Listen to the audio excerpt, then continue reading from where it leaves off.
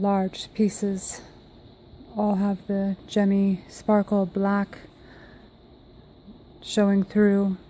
This has very dense rust, trace of crust, rusty. It's huge gemmy all over. This is so heavy. It has so much melting and fusion is wearing through, and all this is showing through. I think this was the nose cone before. Here's where I ground a window. There's some more crust left inside. There's some veins that are rusting. A shock vein almost broke.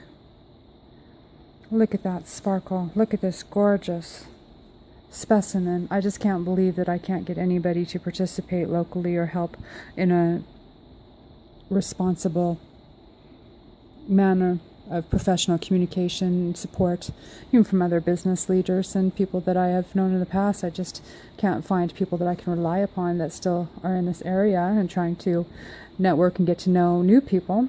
I haven't lived in this area, and to find locals later in my life after moving back and basically being fairly isolated, I just don't have the professional support that I would look for and hope for. And when I've tried to find it, it's been very, very disappointing. Oh, here's a ground.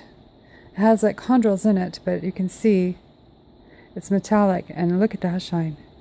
I wish I had professional support of other business people that were knowledgeable and interested. I used to know people like that. I just don't know if they moved away or what happened to them. I just lost touch with living around the world and then moving back and living in near isolation.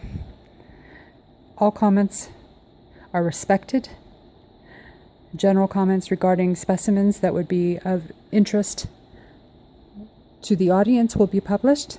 All personal inquiries, business inquiries, and lab inquiries, personal communications will be kept private, as would be expected, and professional. Thank you.